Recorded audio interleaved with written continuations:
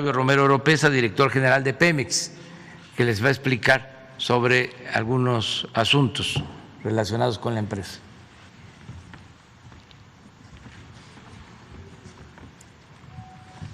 Con su permiso, señor presidente.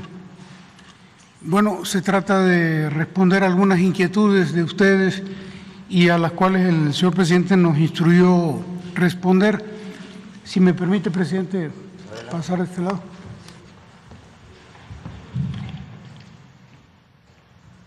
Son algunos asuntos, son 11 concretamente. Pasamos a la primera, por favor. Lo que tiene que ver con la jubilación del señor Romero Deschamps. Bueno, el día 4 de marzo el presidente de la República nos instruyó cancelar las vacaciones que oficialmente tenía el señor Romero Deschamps para proceder a su jubilación. El día 16 de marzo, 12 días después de esa instrucción, el señor Romero Deschamps cobró su primera catorcena como jubilado. A la fecha lleva 4 recibos. Podríamos mostrarlos si me hacen favor. Este es el primero, segundo, tercero, 4 recibos. Instrucción cumplida, señor presidente. La que sigue. El otro tema tiene que ver con una empresa que es filial de Odebrecht, Braskem Idesa. Bueno, en el 2010, bajo la administración del expresidente Calderón, se firmó un contrato con esta empresa para el suministro de gas etano. Este contrato era lesivo para Petróleos Mexicanos. Actualmente ya hubo una modificación, se las explico. El contrato original nos obligaba a entregar 66,000 barriles diarios de etano que Pemex no tenía, porque además Pemex tiene unas plantas de etileno donde el etano que tiene lo procesa. Bueno, pues en este caso no teníamos para atender nuestras plantas y ese compromiso. Esto quedó resuelto con el nuevo contrato, con el acuerdo que se hizo con esta empresa. Ahora ya no van a ser 66,000 barriles, van a ser 30,000 y solo por 3 años, a contrapelo del original que nos obligaba a 20 años. Es una primera modificación. Pero además había otro problema, que en caso de que nosotros incumpliéramos en la entrega de los 66,000 barriles, Pemex debió pagar el 200% de penalización sobre el precio comercial del etano. Esto también se modificó y actualmente hay penas equitativas y bilaterales en condiciones justas de mercado. Quiero decirles que si Pemex no cumplía entregando el etano, pagaba 200%, pero si ellos no nos recibían etano, solamente nosotros podíamos cobrar un 30%. Actualmente la pena es equitativa y bilateral. Eso es en cuanto al volumen. La siguiente, por favor. En cuanto al precio, todavía estaba peor la cosa, porque teníamos que venderles el etano un 30% por debajo de la referencia del precio internacional. O sea, les estábamos subsidiando a una empresa privada el etano. Actualmente se les vende al 100% del precio de referencia internacional. Y todo lo que tenía que ver con el flete, con la logística, la pagaba Pemex. Ahora ellos tienen que pagar el flete, corre por cuenta y cargo de dicha empresa. De manera que este contrato, que era muy lesivo para el gobierno mexicano y para la empresa Pemex, ya quedó resuelto con este acuerdo preliminar que se firmó con dicha empresa. La que sigue, por favor. Bueno, el tema de las plantas de fertilizantes, como ustedes saben, 2 plantas de fertilizantes fueron adquiridas, la de agronitrogenados en 2014 y la del Grupo Fertinal en 2016. Bueno, en el caso de agronitrogenados, la compra fue del orden de $475 millones. Llevaba en ese momento, en el 2014, 14 años sin operar. Y el financiamiento fue un crédito con Nacional Financiera por 390 millones de dólares. En el caso de Grupo Fertinal, la compra fue en el 2016, está en Lázaro Cárdenas, Michoacán, incluía una mina de roca fosfórica en San Juan de la Costa, Baja California, y el financiamiento fue también con crédito de Nafin, Bancomex y Banco Azteca por el orden de 635 millones de dólares. Es muy importante saber que en ambos casos se pagaron sobreprecios en agronitrogenados, 216 millones de dólares, y en el caso de Fertinal, 194 millones de dólares. La que sigue, por favor. Bueno, adicionalmente al crédito hubo que invertirle a la planta, pero en otras administraciones, en la anterior, pero no lograron arrancarla. Estas plantas, entre lo que llevaban parada 14 años y los 7 años después de compradas, llegaron a un punto de 21 años sin operar. Bueno, en esta administración hemos continuado con ese proceso de rehabilitación y ya en octubre del 2020 se inició la producción de urea, en el caso de agronitrogenados. Y también se llegó, y esto es muy importante, a un acuerdo reparatorio con el vendedor para que devuelva el sobreprecio de la planta de agronitrogenados. El sobreprecio era del orden de 216 millones de dólares y estos se van a reinvertir, de acuerdo con instrucciones del presidente, en las plantas de fertilizantes para rehabilitarlas y mejorarlas. En cuanto a Fertinal, estamos haciendo los diagnósticos técnicos para rehabilitar esa infraestructura. Hay presentada desde luego una denuncia penal ante la Fiscalía por ese sobreprecio que también se pagó y bueno, ambas hoy día están produciendo fertilizantes para el programa de entrega de fertilizantes del gobierno federal. Y bueno, decir que el presidente de la República ya nos instruyó que consolidemos las distintas áreas de fertilizantes de Pemex en una entidad que vuelva a fungir como el suministrador nacional de fertilizantes para garantizar la producción de fertilizantes que el país necesita. La que sigue, por favor. Bueno, hicieron una pregunta también en cuanto a Deer Park. Deer Park es una refinería que en un 50% es propiedad de Pemex y el otro 50% propiedad de la empresa Shell y que está en Houston, Texas. Decían cuando hicieron el cuestionamiento que esta empresa estaba manejada por una filial de Pemex que se llama PM Holdings y que estaba en los Países Bajos, tenía su domicilio fiscal y que tenía la tesorería centralizada allá. Bueno, así funcionaba antes. Lo que aquí se dijo es cierto, pero para el pasado. ¿Cómo funciona hoy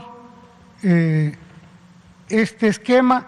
Bueno, es una filial de Pemex, se llama Holdings Holanda, depende de PMI Norteamérica y es la que tiene las acciones de Deer Park, del 50% de las acciones, pero el 100% pertenece a Pemex, el domicilio fiscal está en Pemex, la tesorería está centralizada en Pemex, los ingresos de crudo se transfieren al día siguiente que se reciben a Pemex, se entregan los dividendos a Pemex y las operaciones son revisadas por la Secretaría de Hacienda y Crédito Público. De manera que efectivamente operaba de esta manera poco transparente, hoy opera de manera totalmente transparente en México. La que sigue, por favor. También preguntaron que si cuántas empresas filiales tenía la comercializadora de Pemex. Pemex tiene una comercializadora que se llama PMI Internacional. Bueno, inicialmente tenía 25 filiales, 25 empresas. Hemos transferido o consolidado 5, fusionado, hemos reducido 8, quedan al día de hoy 12 y la meta es llegar a 10. Algunos de ustedes podrían preguntar, ¿y por qué no se desaparecen todas? Bueno, porque estas 10 empresas que aquí aparecen Cada una de ellas tiene una función específica que no es fácil de eliminar. Algunas son dueñas de acciones, otras están operando, otras tienen almacenamientos, otras son propietarias de ductos. En fin, creemos que esto sería lo ideal para trabajar de manera eficiente. La que sigue, por favor. Bueno, el presidente habló en días pasados de una planta coquizadora que se va a construir en Tula. Aquí hacer un poquito la historia, muy breve, de decir que en México, de las 6 refinerías que existen, 3 no están reconfiguradas. Esto quiere decir que dentro de lo que producen, un porcentaje muy importante es combustóleo. El combustóleo es un producto de la refinación que alcanza un precio inferior al crudo que le da origen. Es decir, metemos crudo de $58 y sacamos un combustóleo, un porcentaje en combustóleo que tiene un precio menor al valor del crudo. Por eso, construir una coquizadora en Tula nos va a permitir procesar el 90% del combustible que hoy produce la refinería de Salamanca y que produce la propia refinería de Tula. ¿Qué beneficio va a traer esta coquizadora? Procesar ese combustóleo de Tula y Salamanca, que son alrededor de 140,000 barriles diarios, y los vamos a convertir, en lugar de combustóleo, en 42,000 barriles de gasolina, en 78,000 barriles de diésel y 20,000 barriles de turbocina. Ahora bien, esta coquizadora en Tula la iniciaron en administraciones pasadas, en el 2014, le habían invertido ya 1,004 millones de dólares, pero la suspendieron en el 2016, está parada, y ahora ya el presidente instruyó que se reactive ese proyecto para evitar que esos recursos se pierdan y se chatarricen. Y bueno, estamos en ese proceso. Se requiere una inversión adicional de 2,640 millones de dólares para los próximos 3 años, pero es fundamental para alcanzar la autosuficiencia energética. Esto nos va a dar un adicional de 42,000 barriles más de gasolina, 78,000 de diésel, 20,000 de turbocina, y nos va a permitir alcanzar la autosuficiencia en combustibles. Por eso es muy importante este proyecto. La que sigue, por favor. Bueno, también se habló de que se vendieron algunas plantas a privados dentro de las refinerías. Aquí me permití hacer un esquema muy simplificado de una refinería. Este es el crudo, entra a la refinería tiene muchas plantas, digamos que estas son las más importantes, la de destilación, las hidrodesulfuradoras, las reformadoras, en fin. Y dentro de estas plantas importantes de una refinería está la planta de hidrógeno. La planta de hidrógeno o el hidrógeno es fundamental, es estratégico en una refinería porque elimina el azufre y el nitrógeno del hidrocarburo. Esto es indispensable para producir combustibles limpios. Por eso la planta de hidrógeno es estratégica y muy importante. La que sigue, por favor. En el gobierno anterior se tenía la intención de vender todas las plantas de hidrógeno de las 6 refinerías. Solo alcanzaron a vender Tula y Salamanca y Madero. De hecho, vendieron también Cadereyta. Pero en esta administración cancelamos esa venta desde el principio. En realidad tenían vendida 3. Ahora, ¿cómo opera estas 2 plantas que ya se vendieron? Pemex recibió por la planta de hidrógeno de Tula 53 millones de dólares, casi 53 millones. A la vuelta de 3.5 años, dado que requerimos esa planta, estamos pagando renta al nuevo dueño. En 3.5 años ya le pagamos el 94% de lo que ellos nos pagaron a nosotros. Ya le pagamos más de 49 millones de dólares, pero todavía faltan 15 años más en el contrato, lo que nos va a llevar a pagar 261 millones de dólares por una planta por la cual recibimos 52. Lo mismo ocurre en el caso de Madero. Recibimos 32 millones de dólares al venderla.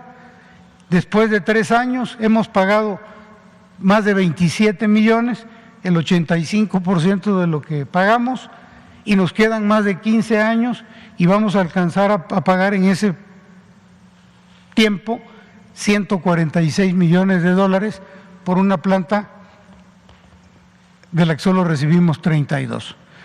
Ahora, cuando transcurran los 20 años de este contrato con estas empresas, esas plantas van a seguir siendo propiedad de ellos y Pemex vamos a estar obligados a extender el contrato por más tiempo o a construir plantas nuevas. ¿Qué nos instruyó el presidente de la República? Renegociar para la recompra de las plantas. Estamos en eso y esperamos en algún tiempo informarle, presidente, acerca de esta solución que creemos que es la adecuada, recomprar esas plantas y evitar este despilfarro a la hacienda pública. La que sigue, por favor. También se habló aquí de los precios del gas LP, de que están siendo muy caros.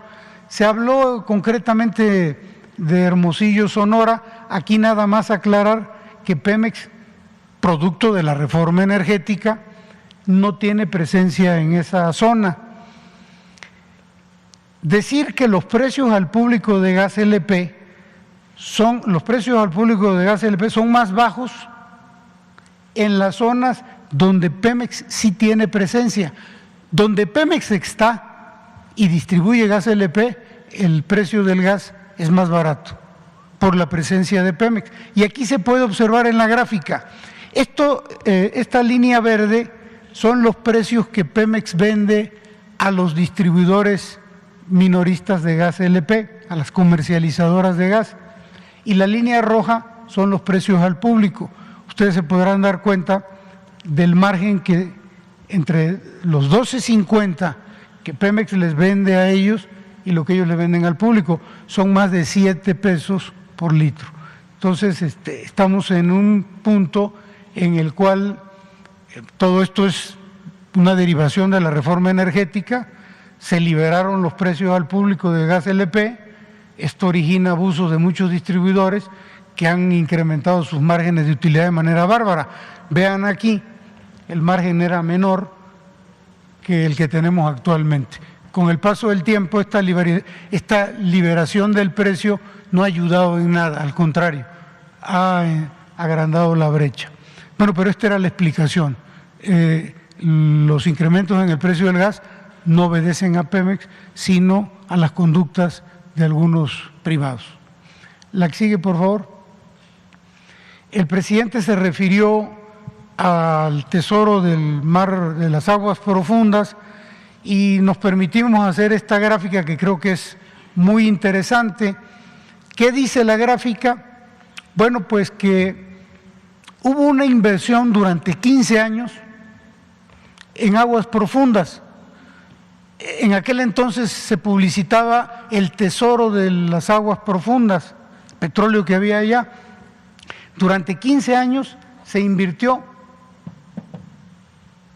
y la inversión fue del orden de 241,000 millones de pesos. Y a la vuelta de 15 años, esta es la producción de aceite y esta es la producción de gas. Cero. No se ha obtenido una gota de aceite ni un pie cúbico de gas. A contrapelo, en esta administración del presidente López Obrador, hemos en 2 años invertido cerca de 80,000 millones de pesos en campos nuevos, Hoy día tenemos 186,000 barriles diarios de aceite de estos campos nuevos y 415 millones de pies cúbicos de gas diarios de producción. Es decir, con una inversión 4 veces menor, 8 por 4, 8 por 3, 24, 3 veces menor, en 2 años, 186,000 barriles diarios de aceite, 415 millones de pies cúbicos de gas. Entonces, pues no requiere ya mayor explicación la gráfica. Este es el famoso tesoro de las aguas profundas, que todavía no lo hemos encontrado. La que sigue, por favor. Esta gráfica también es muy importante y nos la solicitó el presidente. Hay una gráfica arriba y hay una gráfica abajo. Concentrémonos en la de arriba, por favor. Se refiere a la producción de los privados producto de la reforma energética. Hay que recordar que se han entregado 107 contratos, 100 bloques a privados para producir aceite. Se habló de que íbamos a llegar en estos años a 3 millones de barriles de producción. Bueno, aquí está una línea del tiempo, enero del 2015 hasta mayo del 2021.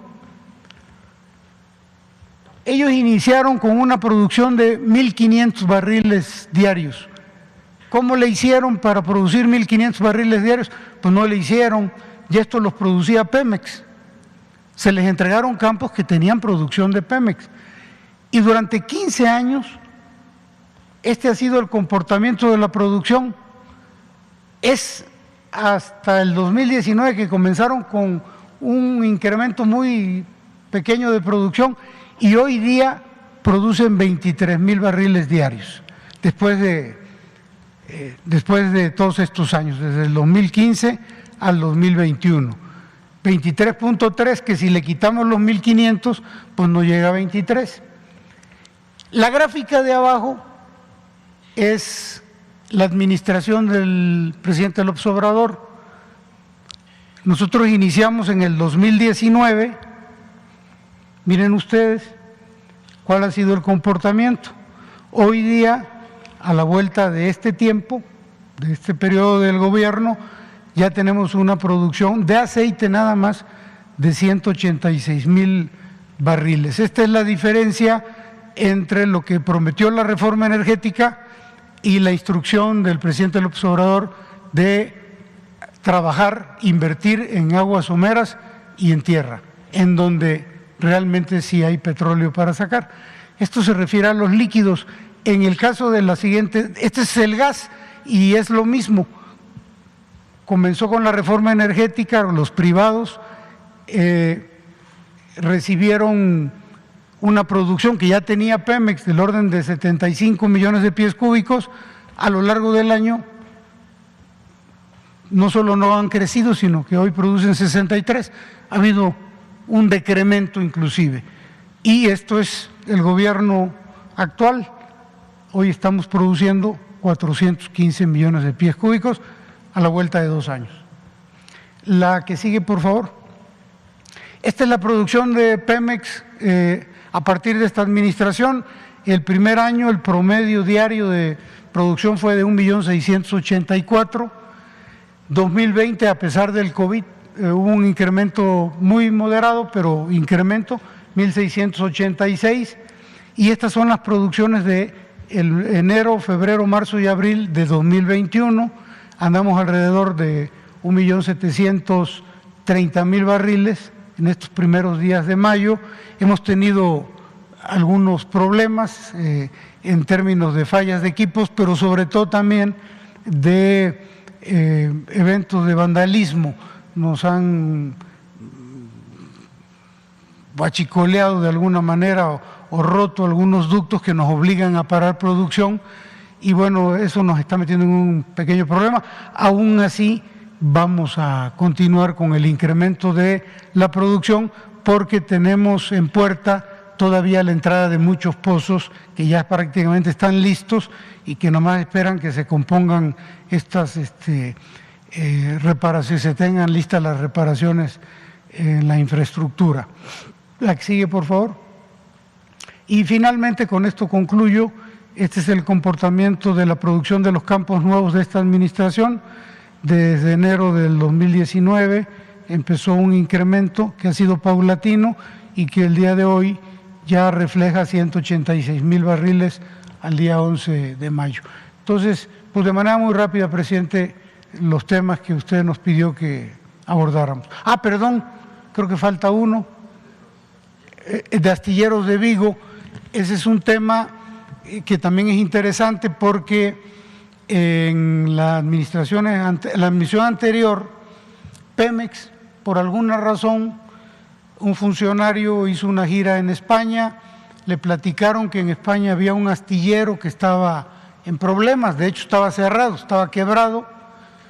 Se tomó la decisión de que Pemex le invirtiera a ese astillero, compró el 51% de las acciones del astillero y para echarlo a andar, y como eso no era suficiente, Pemex le encargó la construcción de un barco muy grande, un flotel para más de 600 personas, y le dio trabajo. Esto permitió que los astilleros de Vigo pues agarraran vida y empezaran a trabajar.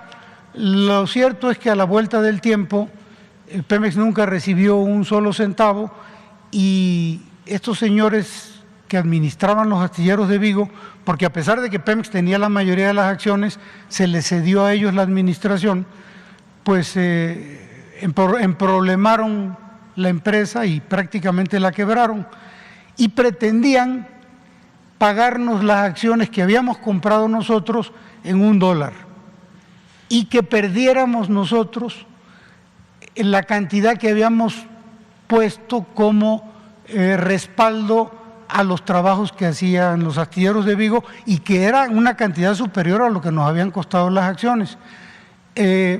A partir de esa posición de estos señores españoles, les dijimos que no, iniciamos un litigio con ellos que concluyó hace algunos meses. El resultado de esos litigios es el siguiente: recuperamos el valor de las acciones que habíamos comprado, recuperamos el dinero que teníamos como respaldo de los trabajos. Pemex no perdió ningún centavo y hoy día está finiquitado ese asunto, señor presidente, en el caso de los astilleros de Vigo.